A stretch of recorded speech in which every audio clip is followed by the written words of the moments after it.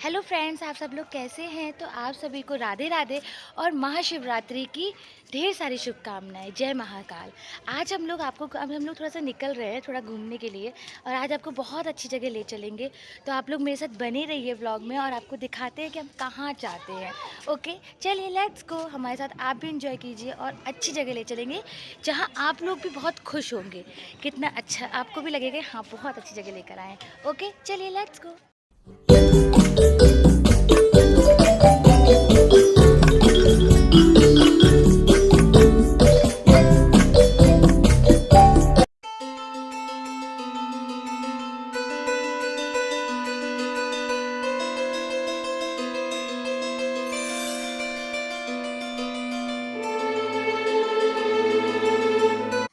तो फ्रेंड्स, हम आ चुके थे उस दिव्य और पावन स्थान पर जहाँ पर हमारी राधा रानी और श्री कृष्ण का दिव्य विवाह संपन्न हुआ था।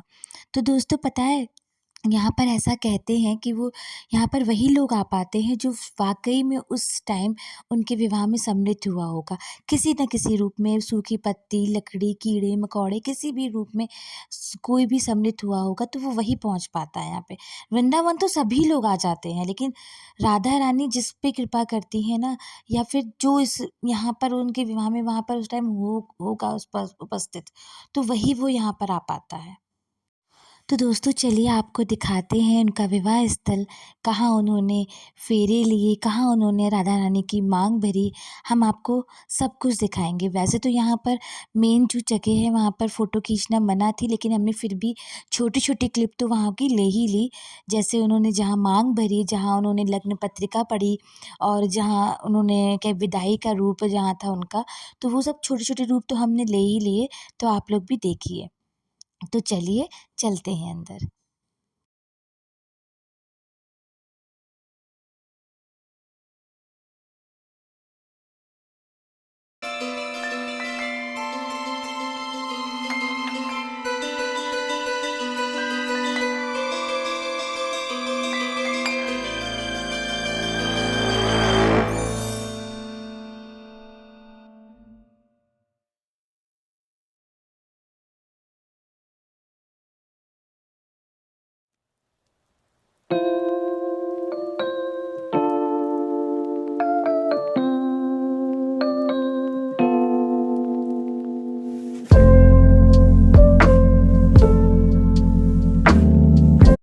यहाँ सब उनकी लीलाएँ दिखाई गई हैं, तो थोड़ा-सा अंधेरा था तो इसलिए थोड़ा-सा व्यू क्लियर नहीं हो पाया।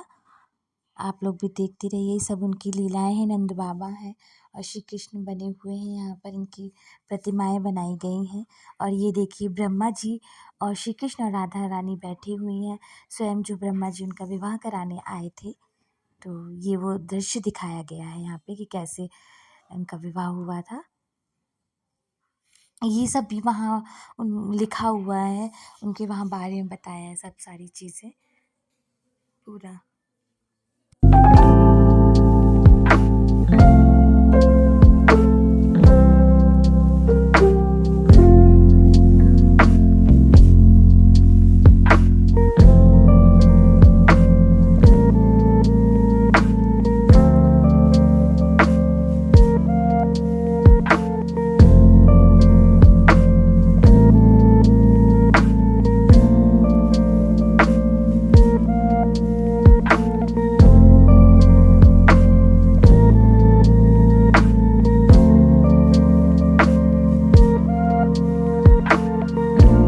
तो फ्रेंड्स, यहाँ पर श्री कृष्ण का मुकुट रखा हुआ था और यहाँ सोमवती अमावस्या जो मनाई जाती है, तो यहाँ पे लोग अपनी मनोकामनाएँ पूरी कर लिखते हैं पूरी करने के लिए।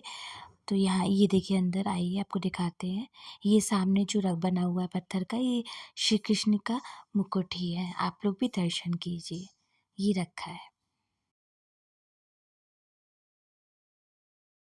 तो फ्रेंड्स देखिए, आपको ले चलते हैं, ये कुआँ है, ये वो कुआँ है, आगे देखिए बहुत गहरा कुआँ है और ये वो कुआँ है जहाँ पर श्री कृष्ण ने सारे तीर्थ स्थानों को बुला लिया था और अपनी स्वयं बाँसुरी से इन्होंने यहाँ पे इस पानी को प्रकट किया था और इसी पानी से इन्होंने स्नान किया था। ये वही कुआँ है, ये वही जल है, जो श्री कृष्ण की बाँसुरी से उत्पन्न हुआ था।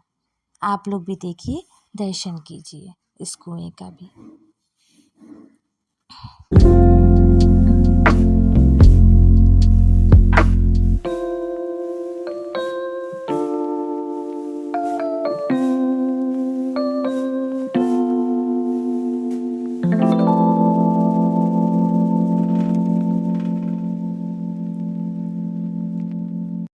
यहाँ दाऊ जी का प्राचीन मंदिर है, आइए आप लोग को भी दर्शन कराते हैं।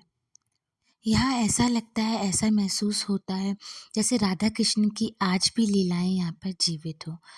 तो ये देखिए दाऊ जी का मंदिर है और यहाँ पर दाऊ जी के बारे में, श्री कृष्ण के बारे में बताया गया है कि यहाँ पे कैसे क्या उन्होंने किस सुर का कोई असुर आया था उसका कैसे वध किया था। तो ये कहानी बताएंगे आपको उसकी कथा। तो ये जो पुजारी जी हैं आपको ये सुनाएंगे, तो आप इनकी जवानी सुनिए बैठ कि जाओ। क्या कथा है, क्या है इसके पीछे की क्या कहानी है इस मंदिर की।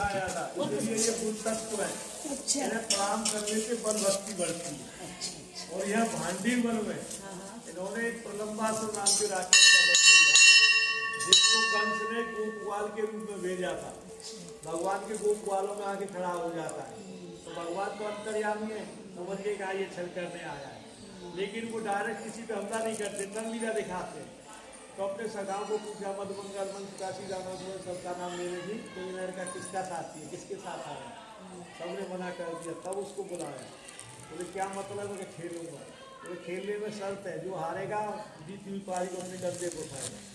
तो कन्हैया ने अपनी पारी में उसको रख करके हराया था, दाऊ दादा जीता ही थे, तो वो दाऊ दादा को लेके भाग रहा था।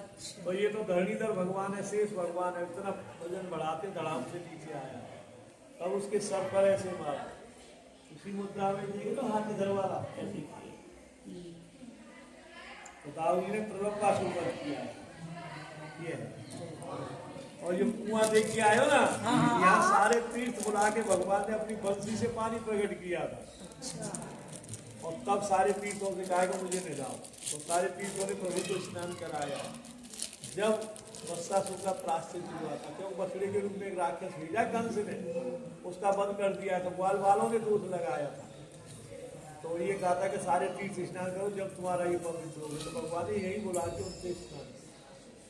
महाराज जी सामने ये विवाह करें, ये वट वृक्ष है, इसी को साक्षी करके ब्रह्मा जी ने विवाह रचा। मंडप बनाए, मंडप है ना, वट वृक्ष को साक्षी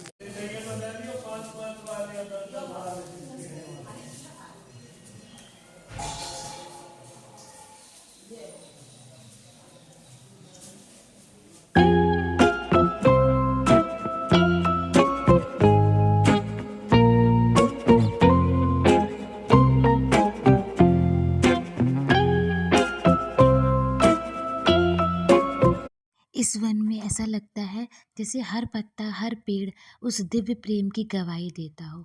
बहुत सुकून, बहुत अच्छा लगता है आपको। आप जब यहाँ पर आओगे ना तो आपको एक अलग ही पॉजिटिव वाइब आएगी। ऐसा लगेगा जैसे बस बिल्कुल मन शांत है आपका। आपको लगेगा इस वहाँ बैठ के बस उनकी लीलाओं को, उनकी जो सकारात्मकता ऊर्जा है, जो वहाँ राधा रानी के प्रेम की, उनकी जो सकारात्मकता ऊर्जा है उसको मतलब हम महसूस कर सकें। बस ऐसा लगता है उसको महसूस करो, बस शांत से यहाँ बैठकर। देखिए ये वो स्थान है जहाँ पे लग्न पत्रिका पढ़ी गई थी। यहाँ लग्न पत्रिका पढ़ी जा रही थी श्री राधा रानी की, और यहाँ उन्होंने मोर से राधा रानी की मांग भरी थी श्री कृष्ण ने। और ये वह स्थान है जहाँ उन्होंने फेरे लिए थे। ये वह मंडप है श्री राधा रानी का और हमारे श्री कृष्ण का। देखिए कितना अच्छा महसूस हो रहा है कि हम उनकी वह स्थान पर, बड़े कृपा है राधा रानी की, हम वहाँ पहुँचे और हम आपको दिखा पा रहे हैं। यहाँ पर जो ये बरगद का पेड़ है ना, यही उस टाइम का पेड़ है जो मतलब देखा है। अगर आप इस जानना चाहते हैं कि वो चीज़ क्या है जो मतलब वाकई उस टाइम पे होगी, तो वो यही एक चीज़ है जो श्री कृष्ण राधा रानी के टाइम पे भी थी।